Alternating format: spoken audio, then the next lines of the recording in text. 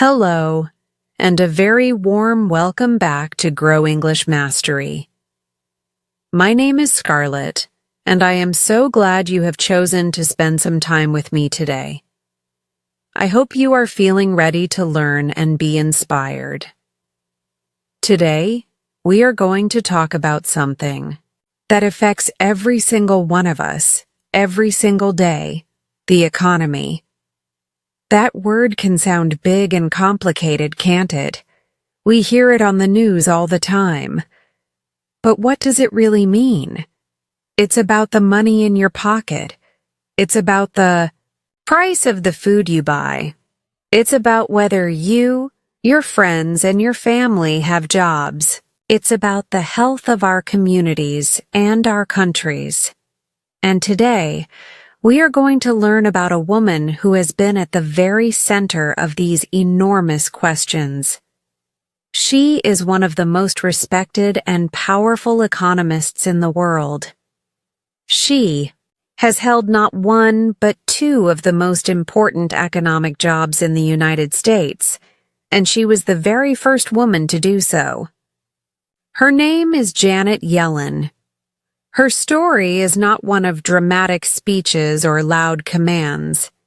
It is a story of quiet intelligence, deep preparation, and a powerful desire to use her knowledge to help ordinary people. She has broken some of the highest glass ceilings in the world, not with force, but with her brilliant mind and her steady hand. So, pour yourself a cup of tea, find a comfortable seat, and let's explore the incredible life and career of Janet Yellen. In our lesson today, we have several important goals. By the time we finish, you will not only know about Janet Yellen's amazing journey, but you will also have improved your English skills in very practical ways. First, our main goal is to expand your vocabulary.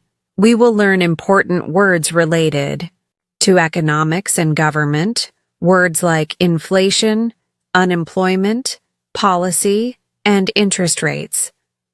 Don't worry, I will explain these big ideas in a very simple and clear way.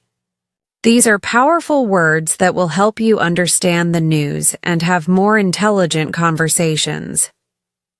Second, we will master a fundamental piece of English grammar, the first conditional. This is the if sentence we use to talk about real possibilities in the future. It's how we talk about cause and effect. For example, if you study hard, you will succeed.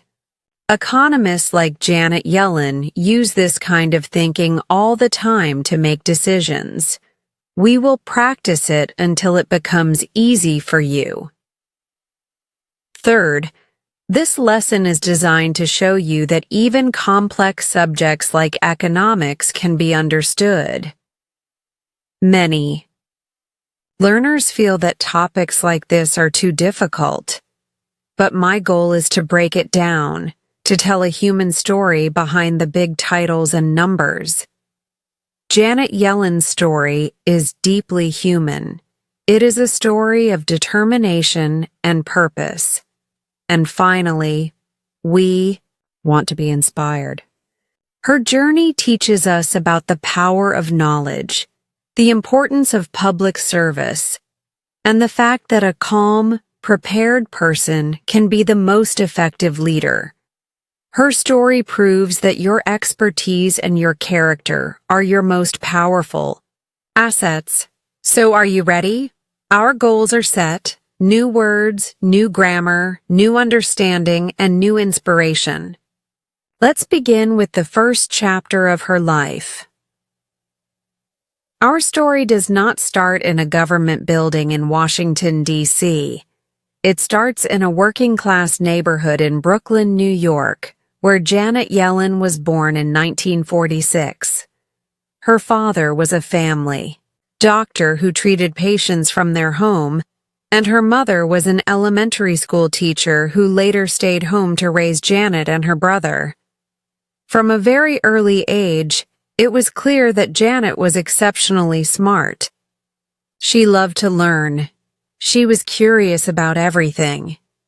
In school, she was a top student, involved in many clubs and activities. She was the editor of her school newspaper. She was the valedictorian of her graduating class, which means she was the student with the highest grades. But she wasn't just smart. She was also thoughtful. Her father, the doctor, cared for families in their neighborhood. Through him, she saw the struggles of ordinary people. She saw how a person losing their job could affect an entire family. This early experience planted a seed in her mind. She wanted to understand how the world worked, and she wanted to help people. After high school, she went to Brown University, one of the top universities in America. She initially planned to study philosophy, but she took an economics class and fell in love with it. She saw economics not as a subject of dry numbers and charts, but as a way to understand and solve real-world human problems. She saw it as a tool to make people's lives better. She graduated with the highest honors, a testament to her passion and hard work. Her thirst for knowledge was not satisfied. She decided to continue her studies at one of the best universities in the world for economics, Yale University. It was here that she would earn her PhD, the highest academic degree. Yale was a special place for her for another reason, too. It was where she met her husband, George Akerlof. He was another brilliant economics student who would go on to win a Nobel Prize in economics. They were a true power couple, united by their love for each other and their shared passion for economics. After completing her PhD, she began her career as a professor. She taught at Harvard University, one of the most famous universities in the world. She also taught at the London School of Economics, but she spent the largest part of her academic career as a professor at the University of California, Berkeley. For many years, she was a beloved teacher and a respected researcher. She published many important papers, especially on the causes and effects of unemployment. Think about this period of her life. She spent decades studying, teaching, and researching.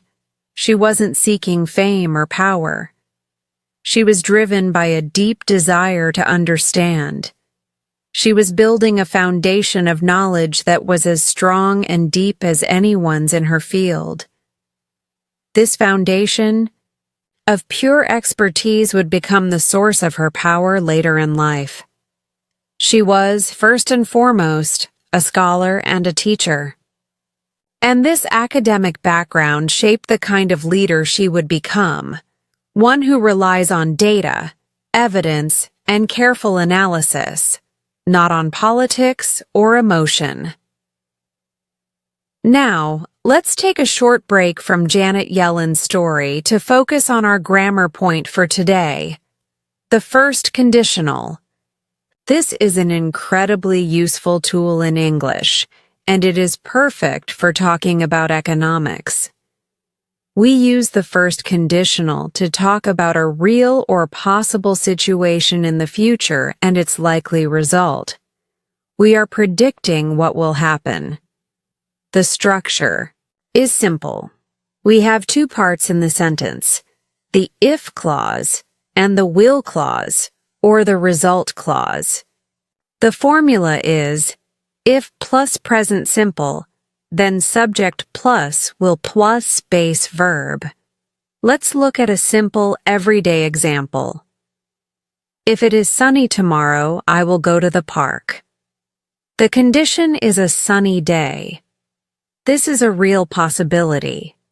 The result of this condition is my trip to the park.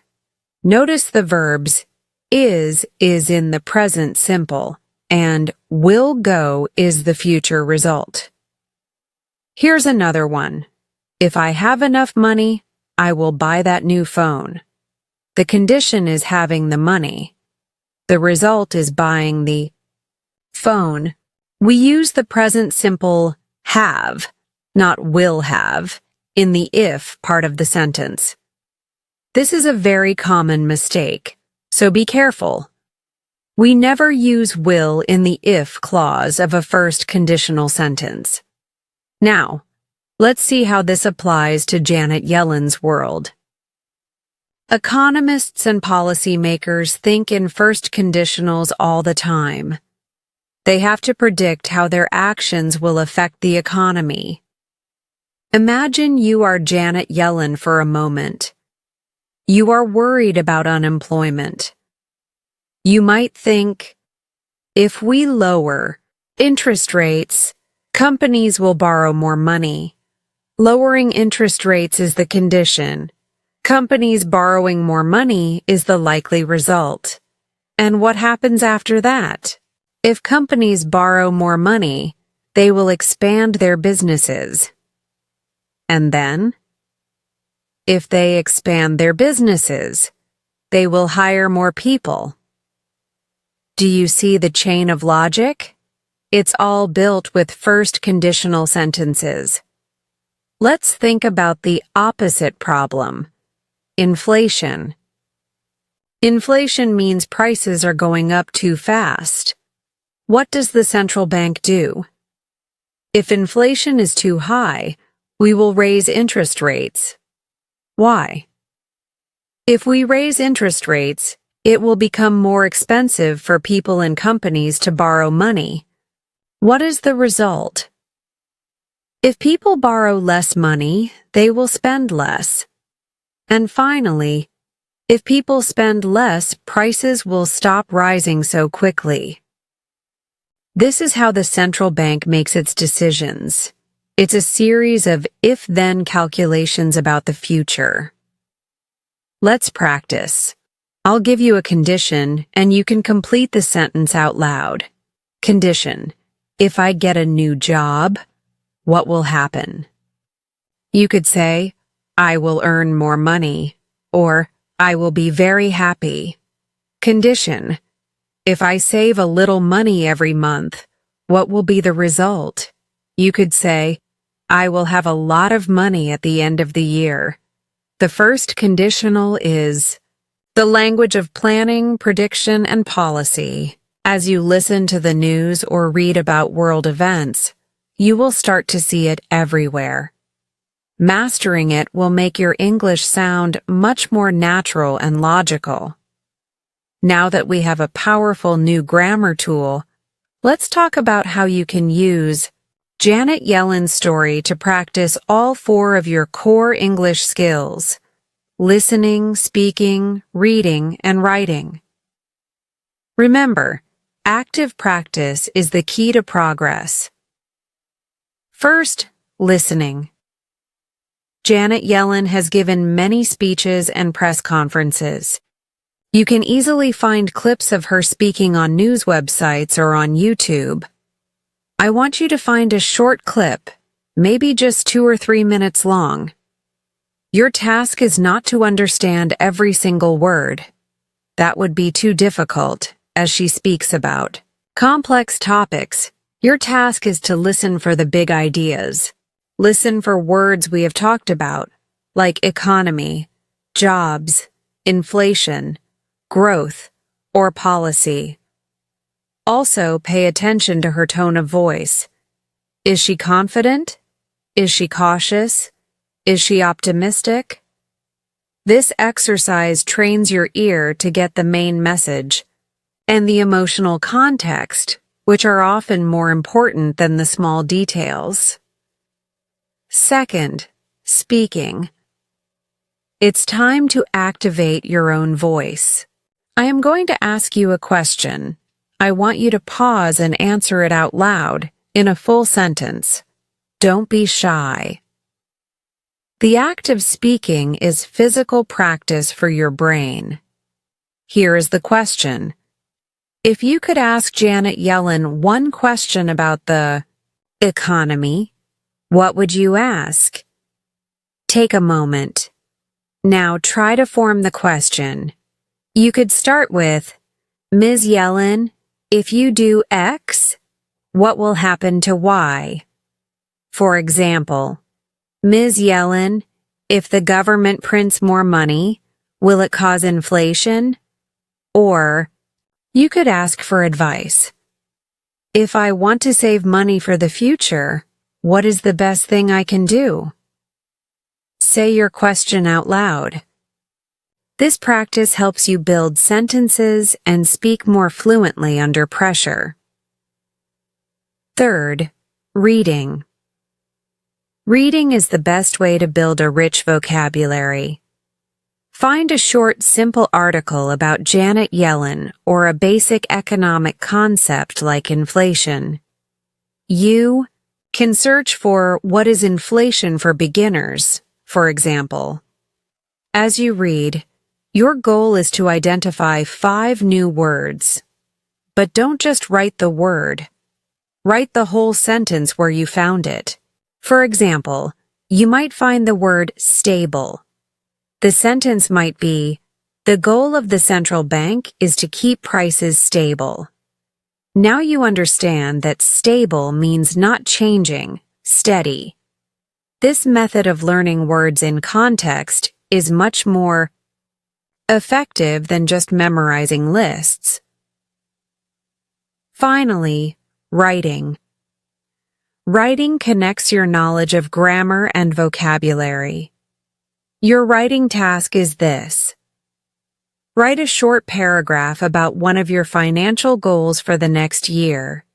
It could be saving for a trip, paying off a debt, or investing in your education. Your challenge is to use at least one first conditional sentence in your paragraph. For example, next year, I want to improve my financial situation. My main goal is to create a budget. If I create a budget and follow it carefully, I will know exactly where my money goes. If I know where my money goes, I will be able to save more. By doing these 4 activities, listening for tone, speaking your questions, reading for context, and writing with conditionals, you are engaging with English in a complete and active way. You are building real skills. Now, let's dive deeper into the most significant part of Janet Yellen's career, her journey at the Federal Reserve, America's central bank. First, what is the Federal Reserve, often just called the Fed? The easiest way to think about it is as the nation's economic doctor. It has 2 main jobs, which Congress has given it. This is called its dual mandate. Job number 1 is to maintain stable prices. This means fighting inflation, making sure that the cost of living doesn't rise too quickly. Job number 2 is to achieve maximum employment. This means creating conditions where everyone who wants a job can find one. These 2 goals can sometimes be in conflict. Actions that help create jobs might sometimes lead to higher inflation, and actions to fight inflation might sometimes slow down the economy and hurt employment. So, being the leader of the Fed is like walking on a tightrope. It requires incredible balance, judgment, and skill. Janet Yellen did not just show up and become the leader. She had a long and distinguished career inside the Federal Reserve System. She served on the Fed's Board of Governors in the 1990s. Later, she became the president of the Federal Reserve Bank of San Francisco. This gave her deep, practical experience in how the economy works, not just in theory, but in the real world. Her most critical test came before she was the leader. In the years leading up to 2008, she was one of the very few economists who saw the danger that was building in the housing market. She warned that there was a housing bubble, that prices were unnaturally high and could crash.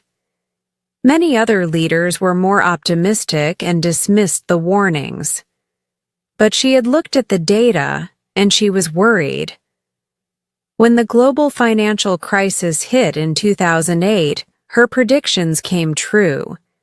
It was the worst economic crisis since the Great Depression of the 1930s.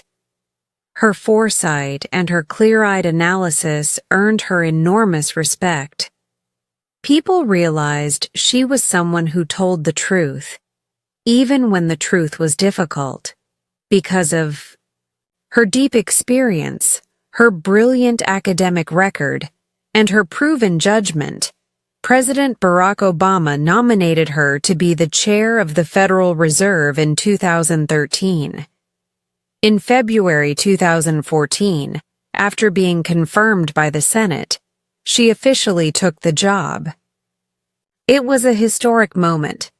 For the first time in its 100-year history, the Federal Reserve was being led by a woman. She became the Fed chair at an incredibly difficult time. The economy was still very weak from the financial crisis.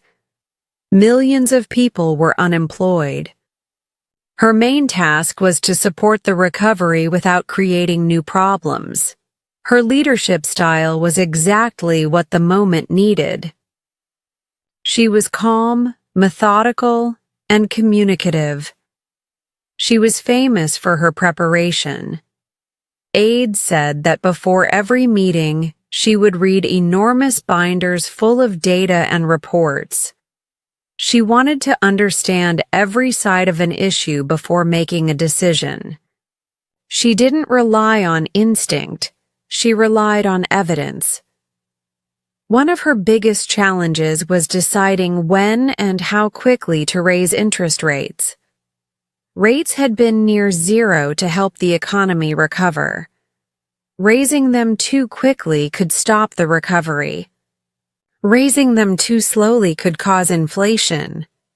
She guided the Fed through a very gradual process of raising rates, always communicating clearly what they were doing and why. When she left the Fed in 2018, her term was widely seen as a major success.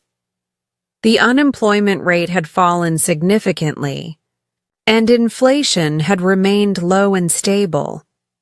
She had successfully navigated one of the most challenging economic periods in modern history.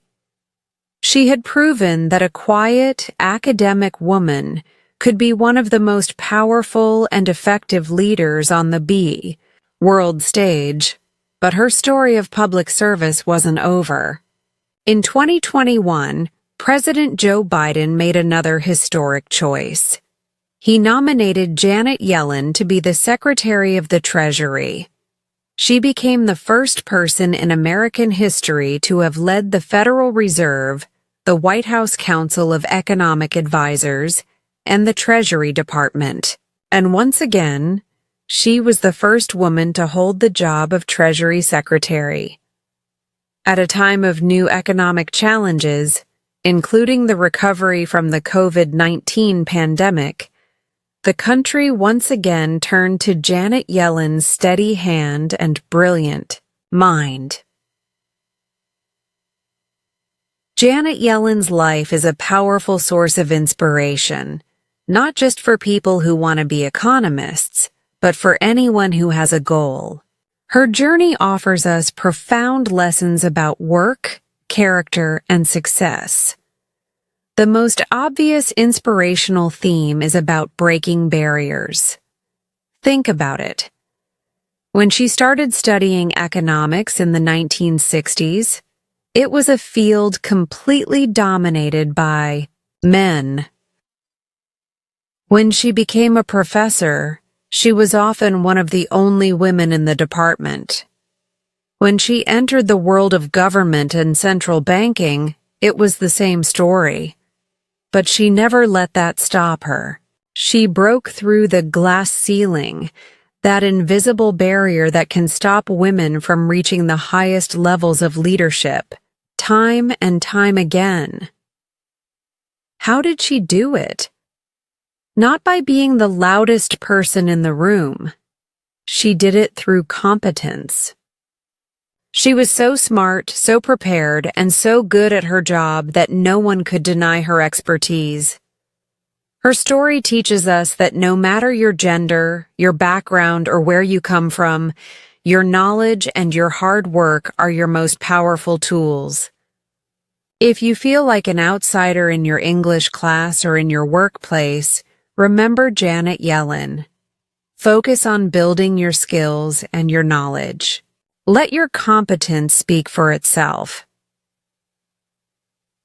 Another powerful lesson from her life is her deep focus on the human impact of economics. For some people, economics is just a game of numbers on a screen. But for Janet Yellen, it has always been about people. She famously said that unemployment statistics are not just numbers. They are stories of financial and emotional hardship. She thinks about the family that cannot pay its bills, the recent graduate who cannot find a first job. This human-centered approach makes her work meaningful. It gives her a strong moral purpose. This is a wonderful lesson for us. When you are learning English, think about your purpose. Why are you doing it? Are you learning English to connect with new people? To understand different cultures? To provide a better future for your family? If you connect your learning to a deep human purpose, you will find a much stronger motivation to continue, especially on difficult days. Your why is your fuel.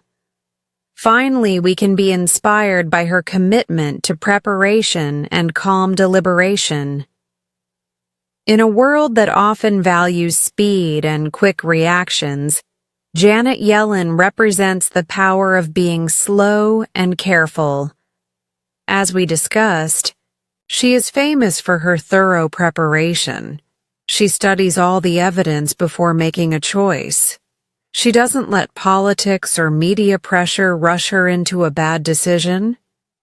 This is a fantastic model for us as learners. Before you have an important conversation in English, can you prepare? Can you think about the vocabulary you might need? Before you write an important email, can you check your grammar and spelling carefully? This habit of preparation can dramatically increase your confidence and your success. You don't have to be the fastest speaker. It's better to be a clear, thoughtful, and prepared speaker. Calmness and preparation are superpowers. So, breaking barriers through competence, focusing on a human purpose, and valuing calm preparation. These are 3 inspirational lessons from the life of Janet Yellen that can help us all, no matter what our goals are. As we near the end of our lesson today, I want to talk directly to you about your learning mindset. Your beliefs and attitudes about learning have a huge influence on your success. Janet Yellen's career provides a masterclass in a healthy and powerful mindset. Let's distill it into a few key principles for your own English journey. First, value deep knowledge. Janet Yellen's authority doesn't come from her title. It comes from the fact that she has spent more than 50 years studying her subject. She knows economics inside and out. Her power is built on a foundation of deep expertise. For you, this means valuing the process of learning itself. Don't just Look for shortcuts. Take the time to truly understand a grammar rule. Be curious about the history of a new word. The more you know, the more confident you will become. Confidence isn't magic. It is the natural result of knowing that you have put in the work. Build your foundation of knowledge brick by brick, and your confidence will grow strong. Second, embrace complexity. The economy is incredibly complex. There are no easy answers. Janet Yellen is comfortable with this complexity. She knows that every decision has many different effects. She is not afraid of nuance and uncertainty. Learning a language is also complex. There are rules, but there are also many exceptions to the rules. Sometimes two different words can mean almost the same thing. This can be frustrating. I want you to embrace this complexity. See it as a beautiful, interesting part of the language, not just an obstacle. Be curious about the exceptions. When you find something you don't understand, don't get angry. Get interested. This shift in mindset from frustration to curiosity will make learning much more enjoyable and effective. Finally, practice intellectual humility. This is a very important idea. It means being aware of what you don't know. Despite being one of the world's leading experts, Janet Yellen is known for her humility. She listens carefully to other people's opinions, even if they disagree with her. She knows that she doesn't have all the answers and that she can always learn more. This is a crucial attitude for a language learner. Be humble enough to know that you will always be learning. Be open to correction. When someone helps you with your pronunciation or suggests a better word, thank them. They are giving you a gift. A humble learner is an open learner, and an open learner is a fast learner. Don't let pride stop you from getting better. So, to cultivate a powerful learning mindset, value deep knowledge, embrace the beautiful complexity of the language, and practice the intellectual humility to always keep learning. This is the mindset of an expert, and it is the mindset that will lead you to fluency. And so, we come to the close of our lesson today. We have journeyed through the remarkable life of Janet Yellen, from her studious childhood in Brooklyn to the highest corridors of economic power in the world. Let's take a moment to summarize the key points we have learned together. We discovered the story of her life, her academic brilliance, her long career as a professor, and her historic leadership roles as the first female chair of the Federal Reserve and Secretary of the Treasury. We learned essential vocabulary to help us understand the world of economics, making big ideas like inflation and unemployment feel simpler and more accessible. We also mastered a vital grammar tool, the first conditional, learning how to talk about future possibilities and their results using the if-will structure. We also discussed practical strategies for you to improve your listening, speaking, reading, and writing, using her story as your inspiration. Most importantly, we found powerful life lessons in her journey. Lessons about breaking barriers with competence, about focusing on the human purpose behind our goals, and about the quiet power of preparation, patience, and a calm, analytical mind. Janet Yellen's story is a powerful testament to the idea that expertise and integrity are the ultimate sources of authority.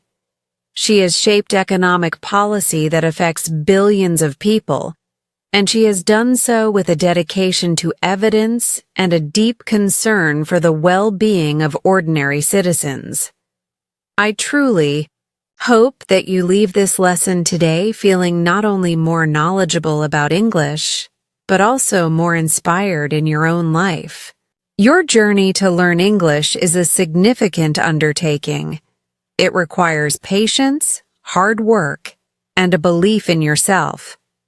Remember the lessons from Janet Yellen's life and apply them to your own challenges. Now, I have a question for you. What do you think is the biggest economic challenge facing your country or the world today? Is it unemployment? The cost of living? Something else? I would be fascinated to read your thoughts. Please share your ideas in the comments section below. Our community here at Grow English Mastery is a wonderful place to exchange ideas. If you found this lesson valuable, please take a moment to give it a thumbs up. It helps our channel reach more learners like you, and please consider sharing this video with a friend who might also find it interesting and helpful. Finally, if you have not done so already, please make sure you subscribe to Grow English Mastery and click that notification bell. We have many more lessons planned, exploring the lives of other incredible people and learning essential English skills along the way. Thank you for your focus and your hard work today. It has been a pleasure to guide you through this story. Keep learning, stay curious, and be proud of the progress you are making every day. My name is Scarlett, and I can't wait to see you in our next lesson. Goodbye for now.